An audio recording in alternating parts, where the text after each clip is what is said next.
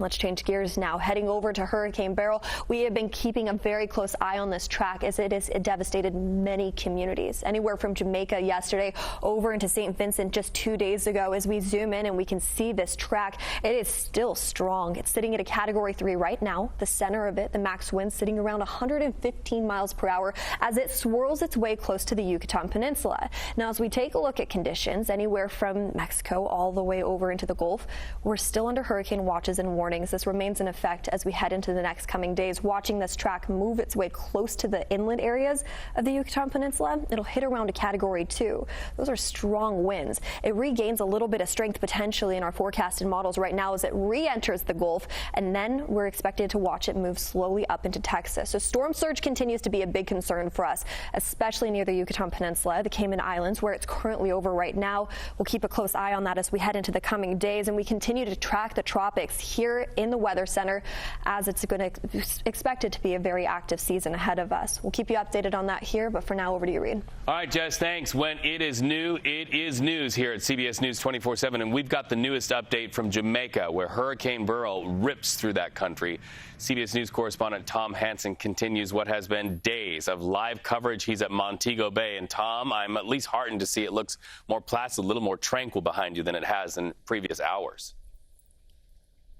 Yeah, that's absolutely right, Reed. But Beryl was relentless and ferocious as it bared down on Jamaica last night and lasted late into the night. Now, when the sun came up, Beryl was gone. We were able to survey some of the damage. What we did see were relatively minor forms of damage. So uprooted trees ripped off of the ground and tossed onto the sides of the roads. We also saw behind me in this marina way over there, we saw about 3 to 4 sunken ships. But overall, the damage far less severe than what we had feared or even anticipated. Now, I want to take a look at the water here. You can see that it is calm and tranquil, as you mentioned, but it is far from that classic electric blue that is so synonymous with the Caribbean. Instead, it is murky. It's a little green from all the sediment that was kicked up from that powerful storm surge that crashed along these rocks here. One of the main concerns, though, and this is new information just coming into us moments ago from the U.S. Embassy, is what you cannot see, which is power.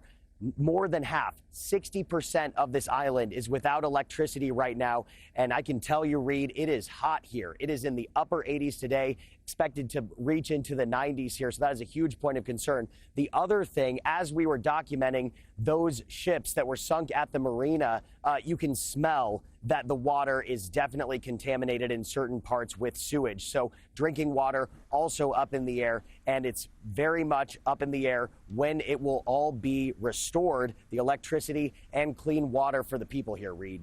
Wow. Well, part of rebounding after a hurricane is that really crucial infrastructure. I think you raise a very good point.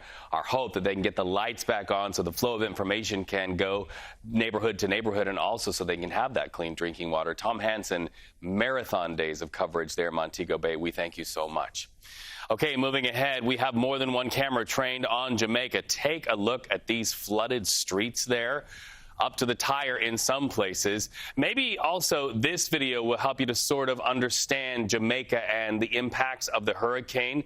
We want to show you this video right now, kind of a before and after, a landmark bridge in Kingston. So if you know this bridge, you know what we're looking at, and you know that this is normal. The waters were high at the beginning of the hurricane, but look at that. That's the contrast. The bridge now swallowed by the swollen Rio Cobre River. That before and after contrast really shows you the power that Tom is talking about. Hurricane Beryl buried that bridge. Our CBS partners in Grenada bringing us a headline affecting people after that hurricane hit. We can tell you, just like in Jamaica, there in Grenada, power is out. Roads, you can see it right there, littered with debris. But people are finally starting to get out in their neighborhoods and see what this hurricane did. We want to also show you more of the impact of the hurricane. Fishermen in Barbados. Look at these boats. Every one of these boats is important. They feed a family. They help support the local economy, help people make a living. And this is really a popular marina you're looking at in Barbados. This is where fishermen gather. This is where they bring fish in. They sell them there. But we're told that every one of the boats you see there in that marina either sunk or some level of damage. Some, we are told, total loss. So that's what's being caught just at the tail end of a hurricane. And that's what it looks like, just being the tail end of it. Barbados hit by that Category 4 tail, and the result really is a stinging and devastating wallop. Our thoughts with them. Let's ride the video feeds now over to Mexico. Our cameras caught this fishing village. Pretty quiet there. In fact, the Navy jumped in to help people get out of this fishing community evacuated ahead of the hurricane. This is at the Mexican state of Quintana Roo, and if you know that, you're likely one of the thousands of tourists who visit Cancun every year. Look how quiet the hotels look, boarded up there. This is why. Because of Beryl, our video caught these tourists racing to get out before it hits. Mexico, right now at this hour, is on high alert on the 4th of July holiday. That storm now moving closer, expected to hit tomorrow.